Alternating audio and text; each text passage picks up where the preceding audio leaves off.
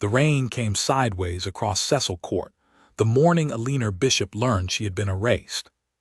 She stood beneath the green awning of Harrogate and Voss, the antiquarian firm where she had spent 11 years cataloging other people's treasures, and watched through the streaming glass as Marcus Voss handed her desk to someone else. The someone else was young, glossy, laughing at something Voss had said. A cardboard box sat on the floor beside Eleanor's chair, her chair, filled with the small archaeology of a working life. Her reading loop, the photograph of her grandmother, the chipped mug that said reader, not because she was one especially, but because Nan had been. "They didn't even wait for you to come in," said Priya from behind her, holding 2 coffees that were already going cold. "I heard at 8. I tried to ring." "My phone's in the box," Eleanor said. Her voice was steady.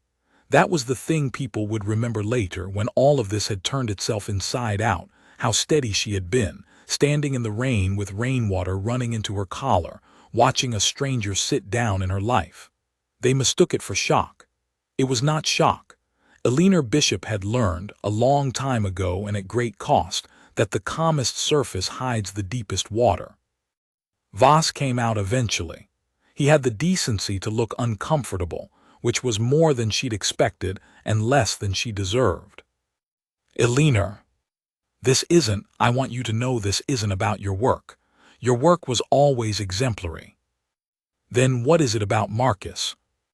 He glanced back at the shop, at the glossy young woman, at the future he'd apparently decided did not include a 41-year-old cataloguer who asked too many questions about provenance. "Restructuring. The Hartfield acquisition changed things. There are people above me now." "The Hartfield acquisition," she said it slowly, tasting it. "You sold to Julian Hartfield." Something flickered across Voss's face, and this, too, Eleanor filed away in the careful indexed cabinet of her mind where she kept the things that did not fit. "The offer was generous. I'd have been a fool." "Julian Hartfield doesn't buy small antiquarian firms in Cecil Court, Marcus. He buys auction houses, he buys collections, he buys the Codex Leicester if he takes a fancy to it." She picked up her box. It was heavier than a life should be. "Ask yourself why he wanted this one." She did not wait for an answer. She had learned that too. The solicitor's letter had been waiting on her doormat for 3 days before she opened it, because Eleanor had assumed it was about the flat, a rent increase, a notice, the small cruelties of London property. It was, in a sense, about property, just not the kind she'd imagined. "Dear M.S. Bishop," it read, "we write regarding the estate of the late Thomas Whitlow. You are named as sole beneficiary." She had to sit down. Thomas Whitlow. She had not heard the name spoken aloud in 26 years, and seeing it in a solicitor's careful type was like hearing a voice from the bottom of a well, familiar and impossibly far away. Her grandmother's brother, great-uncle Thomas, who smelled of pipe smoke and old paper, who had let a 6-year-old Eleanor sit in the back room of his bookshop and turn the pages of things she was far too young to be trusted with, and who had vanished from the family after a quarrel no one would explain. He had left her a bookshop. The Marginalia, the letter called it, a premises in Rye, East Sussex, on a cobbled street that ran down to the old harbor, building, stock, and contents. Along with a handwritten note, the solicitor had transcribed with an apology for its condition. For Eleanor, who was the only one who ever looked properly, "The rest is in the margins, Thomas." She read it 4 times. "The rest is in the margins." It was the sort of thing a bookseller might say and mean nothing by. Marginalia was his trade, the annotations and inscriptions that made a common book uncommon. But Eleanor had spent 11 years learning that Thomas Whitlow never said anything he meant nothing by, even to a 6-year-old, especially to a 6-year-old. Outside, the rain had stopped. She looked at the box from Harrogate and Voss, still unpacked by the door, and at the letter in her hand, and for the first time in 3 days she felt something other than the cold weight in her chest. She felt the pull of a question. Rye rose out of the Sussex marsh like something dreamed rather than built, a hill town of crooked timber and red tile, its streets running at angles that predated the straight line. Eleanor arrived on a Tuesday with a single suitcase and the solicitor's keys, and stood at the top of Mermaid Street looking down at the place her gray uncle had chosen to disappear into. The Marginalia was the last shop before the cobbles gave way to the path down to the harbor. Its bow window was thick with dust and thicker with books, and above the door, a hand-painted sign showed a quill resting in the white space at the edge of a page. The key turned in the lock with the reluctance of long disuse. Inside, the smell hit her first, that particular incense of old paper, leather, foxing, and time, the smell of her childhood and of every good hour of her working life. And then the sight of it, a shop that had not so much been organized as grown, shelves climbing to a ceiling lost in shadow, a spiral iron staircase to a gallery above, a green-shaded lamp on a desk cluttered with the tools of the trade. It was chaos. It was the most beautiful thing she had ever seen. She spent the first day simply walking through it, touching spines, reading the room the way she'd been trained to read a book, for the story the object told about itself. And what the room told her, gradually, was that Thomas Whitlow had been afraid. The evidence was small and everywhere. Locks on cabinets that held nothing valuable, a window at the back nailed shut, and then, over the nails, a bookcase. A desk drawer with a false bottom she found only because she knew, professionally, how false bottoms were made. And in the false bottom, a single index card in his handwriting bearing 7 words. They came asking about the Rother book. Eleanor sat in the green lamplight with the card in her hand, as the marsh light faded outside, and felt the question take root and begin to grow. She did not yet know that Julian Hartfield's people had been asking too. She did not know that the young, glossy woman now sitting at her old desk in Cecil Court had, 3 weeks earlier, pulled every record Harrogate and Voss held on the estate of Thomas Whitlow. She did not know that the quarrel that had split her family a generation ago had not been about money, or love, or any of the ordinary things families break over. She knew only that her great-uncle had left her a shop, a note, and a name. And that someone powerful had wanted all 3 badly enough to buy the firm that stood between them. Eleanor turned the card over. The back was blank. She turned it again. They came asking. She thought of Marcus Voss's face when she'd said Hartfield's name, that flicker, that small tell she'd catalogued without yet understanding. Somewhere below the shop, in the deep foundations that went down toward the old harbor, something settled with a sound like a sigh. Eleanor Bishop, who had been erased on a Monday, reached for the green lamp, pulled a stack of Thomas Whitlow's ledgers toward her, and began, quietly, methodically, the way she did everything, to look properly. The rest, after all, was in the margins. The ledgers went back 40 years. Eleanor understood ledgers the way a physician understands a pulse, not as columns of figures but as the record of a living thing, its health and its illnesses written in the ink. Thomas Whitlow's told a straightforward story for 38 of those years, a small shop turning a small honest profit, buying estates and house clearances, selling to collectors and the occasional passing tourist who fell in love with a first edition they couldn't quite afford. The hand was neat, the sums balanced. And then in the last 2 years the hand changed. Not the writing, the pattern. Purchases stopped almost entirely. Sales continued but slowed, and a new column appeared, unlabeled, in which sums of money left the account for no recorded reason. £300, 500, once a full 2,000. Payments to no one, or to someone Thomas hadn't dared to name. Eleanor made herself tea in the little kitchen behind the shop, found the milk long curdled, drank it black, and kept reading. The pattern, once she saw it, was unmistakable to anyone who'd spent a career watching money move around objects of value. Thomas Whitlow had been paying to keep something, or paying to keep something quiet. The dates of the unlabeled payments clustered, she noticed, around dates in a second ledger, a stock book, where certain acquisitions had been entered and then, later, struck through. Not sold, struck through, as though they had never existed. She counted 11 struck-through entries. 10 of them were ordinary, a Dickens in poor condition, a run of Victorian sermons, the sort of thing that came and went. The 11th, dated 14 months before his death, read simply, Rother BK wrecked Pendley. Do not list. The Rother book, received from someone named Pendley, do not list. Eleanor set down her tea.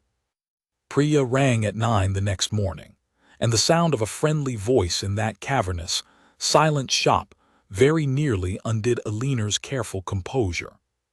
You vanished, Priya said. I went round to yours and Mrs. Ape said you'd gone to Sussex. Sussex, Eleanor. Are you having a breakdown? Because if you're having a breakdown, I want to be there for it, ideally somewhere with better wine than Sussex has. I've inherited a bookshop. A silence. You've what? My great-uncle, Thomas Whitlow. He left me the whole thing, building, stock, the lot. Eleanor moved to the bow window, watching the morning light come up gray and gold over the tiled roofs falling away toward the marsh. Priya, I need you to do something, and I need you not to ask me why just yet. I love it when you say things like that. Go on. At the shop, before you left last night, can you find out who at Hartfield's firm requested the file on my great-uncle's estate? There'll be an access log.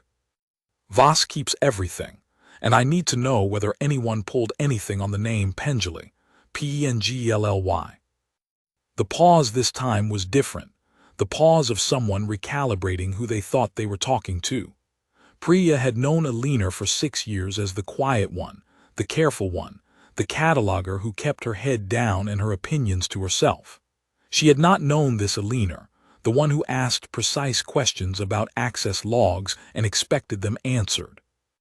Ellie, she said slowly, what did your great-uncle leave you? I don't know yet, Eleanor said, and it was almost true.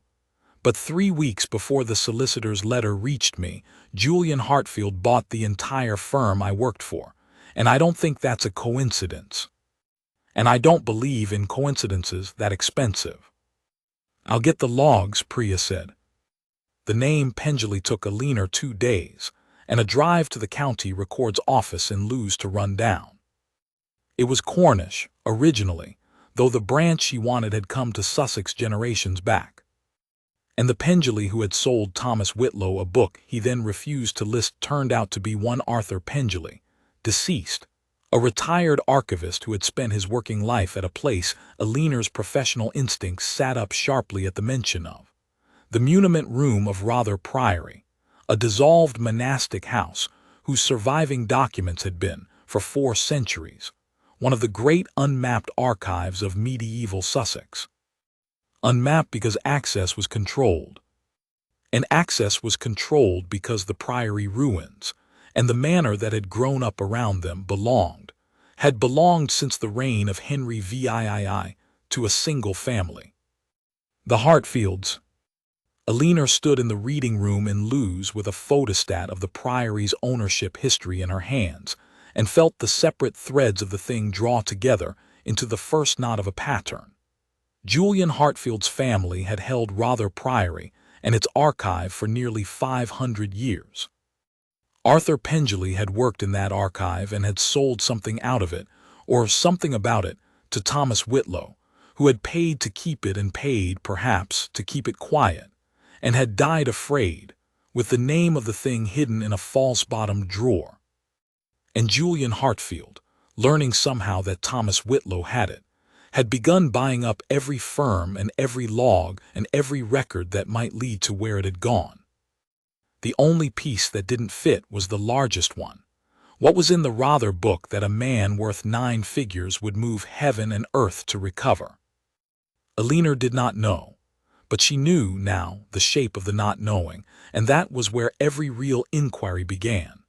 She photographed the ownership history, thanked the archivist, and drove back to Rye through the long marsh light with the radio off and her mind moving quietly and fast. He was waiting for her when she got back. She saw him before he saw her, a man in a very good coat standing in the cobbled street outside the marginalia, looking up at the quill-end margin sign with the proprietary attention of someone appraising a thing he intends to own. He was perhaps 50, silver at the temples, with the kind of expensive, unremarkable handsomeness that money confers on men who did not necessarily start with it. She knew who he was. She had seen his photograph in 100 trade journals, always in the background of some record-breaking sale, always looking as though the record disappointed him slightly.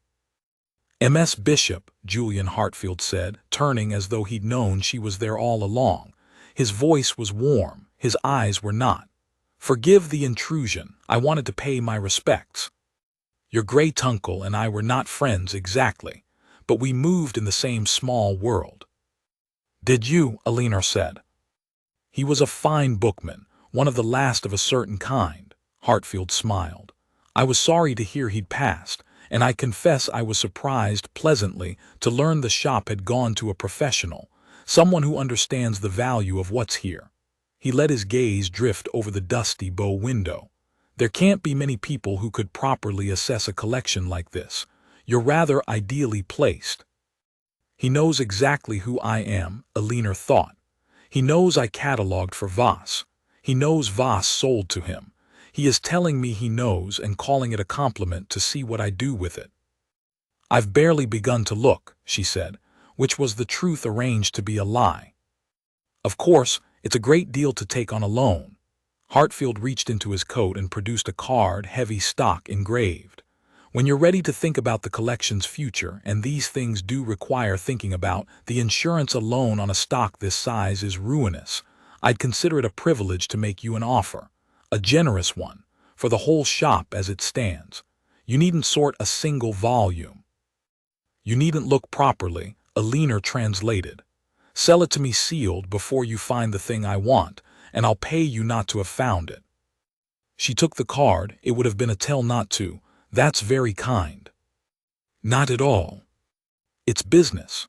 His smile widened, and for just a moment something showed beneath it, not warmth, not even greed exactly, but a kind of patient certainty, the certainty of a man who had never in his life failed to eventually acquire a thing he decided to acquire. "Do think about it, Ms. Bishop. Old buildings like this, they're such a worry. Damp, wiring, fire, God forbid. A collection like your uncle's could be lost in a single bad night. It would be a tragedy to leave it exposed any longer than one had to." He nodded pleasantly and walked away up the cobbles toward a car that was worth more than the shop. Eleanor stood very still, holding the heavy card, and understood that she had just been threatened with great courtesy. Fire, God forbid. She thought of the window nailed shut and barricaded with a bookcase. She thought of her great-uncle dying afraid. Then she went inside, locked the door behind her, and for the first time since she'd arrived, she was not afraid at all. She was something colder and more useful than afraid. She was certain there was something here worth all of this, and she intended to find it before he burned it down. Priya's email came through at midnight, subject line: "You were right and it's worse than you think." The access logs from Harrogate and Voss showed that the file on Thomas Whitlow's estate had been pulled not by Hartfield's acquisitions team, but by Hartfield himself, using Voss's own login, 8 days before Voss had informed Eleanor of the restructuring.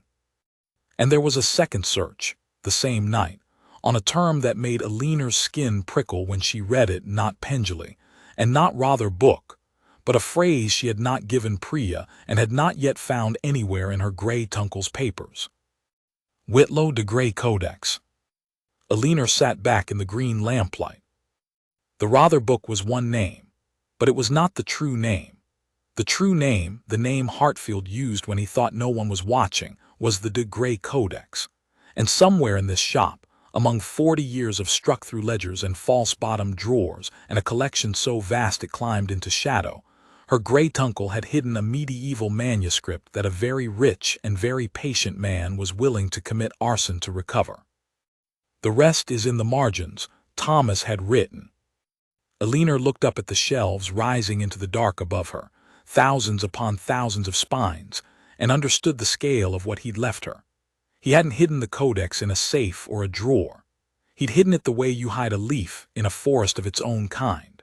Somewhere in this shop was one book among tens of thousands, and the only clue to which one was a dead man's certainty that Eleanor Bishop, alone among all of them, would look properly. She rolled up her sleeves. "All right, Thomas," she said aloud, to the shop, to the marsh, to the silver-templed man driving back to London certain he'd already won. "Let's see what you left in the margins." Priya arrived in Rye on the Friday with 2 suitcases, a case of decent wine, and the particular energy of a woman who has quit her job. "Don't look at me like that," she said, dropping the cases on the shop floor and sending up a small cloud of ancient dust. "I gave notice yesterday, told Voss exactly what I thought of him selling his people out to a man who pulls files under his boss's login at midnight. It was the best 30 seconds of my professional life." She looked around at the towering shelves, the iron staircase, the green lamp. "Bloody hell, Ellie, you didn't say it was Narnia." "I need help," Eleanor said simply, "and I trust you. Those 2 things have never both been true at once before." Priya's face softened. She had known Eleanor as the quiet one for 6 years, and had spent the last week rearranging everything she thought she'd understood about her. "Then tell me the whole thing, from the top, and pour the wine because I have a feeling I'll need it." So Eleanor told her. The inheritance, the note, the false-bottomed drawer, the struck-through ledger entry rather BK rect Pendley do not list, Arthur Pendley the Priory archivist dead, rather Priory held by the Hartfields for 5 centuries, the unlabeled payments month after month, a man paying to keep something or paying to keep it quiet, Hartfield in the street with his engraved card and his courteous talk of fire, and the search term he'd used when he thought no one was watching. The De Grey Codex. Priya set down her wine untouched. A codex, a medieval manuscript, hidden where, here, in this, she gestured at the tens of thousands of spines. "Hidden the way you hide a leaf," Eleanor said, "in a forest of leaves. He didn't put it in a safe. He put it on a shelf among its own kind and trusted that the only person who'd ever find it was the one person who'd look properly." She allowed herself the ghost of a smile. "Which is either the most flattering thing anyone has ever said about me or a curse." "Both," Priya said. "It's obviously both." She picked the wine back up. "All right, so we search. Where do we start?" Eleanor was already at the desk, spreading out the stock ledgers, the false-bottom card, the Priory ownership history. "We don't start with the shelves. There are 40,000 volumes here. We'd die of old age. We start with him. Thomas didn't hide things randomly. He was a cataloguer like me. He thought in systems. If he hid the codex among the stock, he'd have needed a way to find it again himself. A pointer, a key, something that looks like nothing to anyone else and means everything to someone who knows how he thought." She tapped the transcribed note. "The rest is in the margins. He's telling us where to look, not in the books. In the marginalia, the annotations, the inscriptions people wrote in the white space at the edges." Priya looked at the shelves climbing into shadow, and for the first time understood the scale of the trust the dead man had placed in her friend. "That's still 40,000 books, Ellie." "No," Eleanor said, "it's not." She turned the stock ledger around. "It's 11. He struck through 11 entries. 10 of them were ordinary stock, camouflage, I think, or habit. But if he hid a pointer to the codex, he'd have hidden it in a book he controlled, one he'd never accidentally sell, one he struck from the record so it would never leave the shop." She ran her finger down the list of the 10 ordinary titles. "One of these 10 isn't camouflage. One of them is the key. And somewhere in its margins is a note meant for the only person who'd ever bother to read them." It took them the better part of the weekend. The 10 struck-through books were scattered through the shop, shelved by Thomas's own idiosyncratic logic, not by author or subject, but by some private associative system that Eleanor slowly cracked as she worked, the way she'd cracked 100 dead catalogers' systems before. By Sunday afternoon they had 9 of them laid out on the long desk, and had found in their margins exactly what one finds in the margins of second-hand books: a previous owner's grocery list, a child's penciled sums, an indignant Victorian disagreeing with the author, a pressed flower gone to brown lace. Nothing, 9 books and nothing. The 10th they found last, and highest on the gallery above, a dull octavo volume of 18th century sermons, the sort of thing that would not sell in a decade, shelved behind a run of identical dull volumes so that only someone counting spines would notice it at all. Eleanor brought it down to the desk under the green lamp and opened it with the care she'd bring to anything, and turned the pages one at a time. And there, a third of the way through, in the wide white margin beside a sermon on the parable of the talents, was Thomas Whitlow's handwriting. Not a note, a number, and beside it 3 words. Same as the swan. Same as the swan, Priya read over her shoulder. Ellie, what does that mean? What number is that? Is it a shelf mark, a page? Eleanor didn't answer at once. She was very still in the way Priya had learned meant her friend's mind was moving fastest. It's a catalog number, she said finally. His own system, but it's incomplete, it's not a full shelf mark, it's a fragment. He's not telling us where the codex is. He's telling us where the next pointer is. She looked up, and there was something almost like grief in her face. He built a chain, Priya.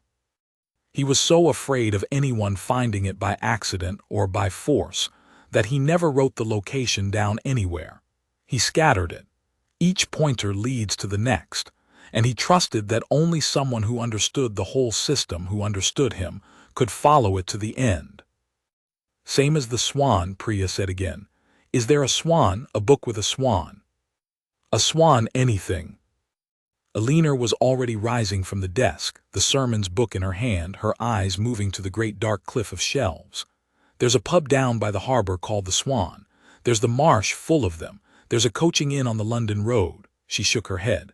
No, too far, too public. He'd keep the chain inside the shop, inside his control. She stopped. Priya, when you catalog a private library, what's the one thing every bookman keeps that no one else ever thinks to look at? Priya blinked. The bookplates, the armorial bookplates, the little printed labels owners paste inside the front cover, the ex-libris. And what, Eleanor said quietly, is the single most common device on an English armorial bookplate? They looked at each other. A swan, Priya breathed. They did not get to test the theory that night, because that was the night of the fire. Eleanor woke at 3 to the smell of smoke and the sound of glass. She was down the stairs before she was fully awake, some older, harder instinct moving her body while her mind caught up, and she saw it through the bow window, a figure in the cobbled street, an arm drawing back, and then the bright arc of something burning thrown at the shop front. It struck the door. Flame ran up the old timber with a hunger that turned Eleanor's blood to ice. She did not scream, she did not freeze. She grabbed the fire blanket from the kitchen. She had bought 3 the day after Hartfield's visit and placed them by every exit, because she had understood the courtesy of his threat perfectly.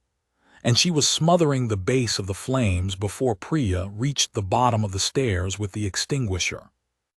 It was over in 90 seconds. The door was scorched black and the frame ruined and the whole shop stank of petrol and smoke, but the fire had not reached the shelves. It had not reached a single book. Eleanor stood in the wreckage of the doorway in her nightclothes, breathing hard, and looked up the cobbled street where the figure had already gone. He didn't want the codex burned, she said when she could speak. Her voice shook not with fear, with fury cold and total. If he wanted it burned, he'd have put the petrol through the letterbox and run. This was through the door on the outside where we'd wake and stop it. This was the message, Priya. This was him telling me the offer stands and the clock is running and the next fire will be the real one. She turned, and her face in the smoke light was something Priya had never seen and would never forget. He's frightened. That's what this is. A man that rich doesn't burn a doorway to intimidate a cataloguer unless he's frightened of what she'll find, which means it's real, which means it's here. She looked back into the shop, at the 40,000 spines, at the run of armorial bookplates waiting somewhere in the dark. And I'm going to find it before he can. Priya stared at her friend standing scorched and furious in the ruined doorway, and understood, finally and completely, that she had spent 6 years underestimating Eleanor Bishop along with everyone else. "Then let's find the swan," she said. The swan led them to a door beneath the shop. The armorial bookplates took a day to work through. Thomas had kept them in a set of shallow drawers behind the desk, hundreds of little printed labels lifted from books over 40 years, each one filed with a bookman's care. Eleanor went through them one at a time under the loupe until she found it. A swan, wings half raised, above a shield, and beneath it a motto in worn Latin and a shelf number written on the back in her great-uncle's hand. The number matched the fragment from the sermons, and the shelf number pointed not to a shelf at all, but to a section of the skirting board at the back of the shop, behind the bookcase that had been built over the nailed-shut window. They moved the bookcase together. Behind the skirting, set into the old stone, was a low door Eleanor had walked past a dozen times without seeing, because it had been made not to be seen, papered and shelved and forgotten. The key was one she already held. It was the smallest on the ring the solicitor had given her, the one she'd assumed opened a cabinet long since emptied. The door opened onto stone steps going down into cold air that smelled of the sea. "The harbor," Eleanor said softly, understanding at last. "The shop's built on the old harbor foundations. These go down toward the water. Smugglers' cellars, half the town's riddled with them. Thomas didn't hide the codex in the forest of books at all. That was the last misdirection. He hid it under the forest and left the chain of pointers so that only someone who followed him all the way down would ever reach it. The cellar at the bottom was dry, lined with slate, and held a single object, a Japan tin deed box of the kind solicitors used a century ago, sitting on a stone shelf above the reach of any flood. Eleanor lifted it down. It was not locked. Inside, wrapped in oilcloth and acid-free tissue that Thomas had clearly bought and changed with love, was the de Grey Codex. It was smaller than she'd imagined. That was always the way with the things men killed for. A late medieval manuscript, perhaps 200 vellum leaves, the binding 15th century over an older text, the ink still black, the initials still bright with lapis and gold. Eleanor turned the leaves with hands that were, for once, not quite steady, and understood, page by page, exactly what she was holding, and exactly why Julian Hartfield would burn a town to get it back. It was not a religious text, though it had been bound to look like one. It was a cartulary, a register of deeds from Rother Priory, and it recorded, in the careful Latin of a 15th century monk, the true history of how the Hartfield family had come to hold the priory lands. Not by grant, not by purchase, by forgery. "They faked the dissolution grant," Eleanor said, upstairs again, the codex open on the desk under the green lamp, Priya reading over her shoulder with her wine forgotten for the 3rd time that week. "When Henry VIII dissolved the monasteries, the priory lands should have passed to the crown and then been granted or sold on. The Hartfields, they were stewards then, not lords, just the family that ran the estate for the monks. And when the monks were turned out, they didn't buy the land. They forged the grant. They created a document that said the crown had given it to them, and they used their position as stewards to make sure the real record, this one, disappeared into the priory muniment room, where they controlled who could ever look. For 500 years, Priya said. For 500 years, and it would have stayed lost forever except that Arthur Pengelly spent his life in that archive, and Arthur Pengelly was an honest man who found something dishonest, and didn't know what to do with it and couldn't bring himself to destroy it, so he took it to the one person he trusted to understand what it was and keep it safe. A bookman. My great-uncle. Eleanor closed the codex gently, and Thomas understood exactly what he was holding. He understood that this document doesn't just embarrass the Hartfields. It voids their title. Everything Julian Hartfield owns, the estate, the priory, the fortune he built on the back of them, the collateral behind every deal that made him rich, all of it rests on land his family stole with a forged deed. If this codex is authenticated and made public, he isn't merely disgraced. He's ruined, every title challenged, every asset frozen. 500 years of a great family's standing, gone in a single afternoon. Priya sat down slowly. That's why he bought Voss's firm. That's why the midnight search. That's why the fire. That's why the fire, Eleanor agreed. Thomas found out Hartfield knew. They came asking about the Rother book, and he spent the last 2 years of his life frightened, hiding it deeper and deeper, paying Pengelly's widow to keep quiet, waiting to die with the secret still safe. And in the end he did the only thing he could. He left it to the one person he believed could see it through. She looked at Priya. Me, the quiet one, the cataloguer nobody thought twice about. He knew Hartfield would come courteous and then come with fire. And he knew, Priya, that the way to beat a man like that isn't to run. It's to do the one thing he'll never expect from a woman he's already decided doesn't matter. Which is? Eleanor's smile was very small and very cold. Look properly, and then make sure everyone else does too. She did not go to the police, or not first. Eleanor Bishop had spent 11 years in a trade built on provenance, and she understood a truth that Julian Hartfield, for all his money, had forgotten, that against a man who owns the archive, the courts, and half the county, a single document is nothing. It can be seized, contested, discredited, lost. One codex against the Hartfields would vanish the way the truth had vanished for 5 centuries. So she did not produce one codex. She spent 3 weeks, quietly, methodically, the way she did everything, building the case around it so that it could never be made to disappear. She had the vellum and the ink and the pigments independently dated at a university laboratory, under a false project name, so no one could warn Hartfield. She traced the priory muniments through Pengelly's own working notes, which the widow, once Eleanor explained, gave up gladly and weeping. She found, in the county archives, the ghost of the forged grant itself, the Hartfield's version, and laid the two side by side so that the forgery announced itself to any honest eye. And she did all of it, every page and every finding, in triplicate, and lodged sealed copies with 3 solicitors in 3 cities who did not know each other's names, with instructions to open on a date certain or upon her death. Only then did she let it be known, through a single careful call to a single trusted journalist, that a discovery had been made concerning the history of Rother Priory, and that it would be presented at the annual symposium of the Society of Antiquaries, a room full of the only people in England whose judgment Julian Hartfield could not buy, discredit, or burn. He came to the shop one last time before the symposium. There was no courtesy left in him. "Whatever you think you have," he said, and his voice was low and shaking, "you understand what I can do.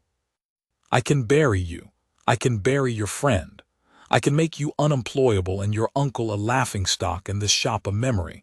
Name your price and end this." Eleanor looked at the man who had erased her from her own life without ever learning her name, who had thrown fire at her door, and thought her too small to matter. "You've misunderstood the whole thing," she said quietly, almost kindly. "You thought this was about a price. Thomas didn't hide the codex to sell it, and I didn't find it to sell it. He left it to me because he knew I'd understand what you never will." She stood. "Some things aren't for sale. That's the one fact your entire life never taught you, and it's the fact that's going to undo you." She walked to the ruined door and opened it for him. "I'll see you at the symposium, Mr. Hartfield. Do come. It would be a tragedy to leave you exposed any longer than one had to." The symposium was held in the great hall of Burlington House, under the portraits of dead scholars, before 300 of the most respected antiquaries, historians, and archivists in the country, and, in the 3rd row, 2 representatives of the Crown's own legal office, whom Eleanor had invited without telling anyone why. She was not a natural speaker.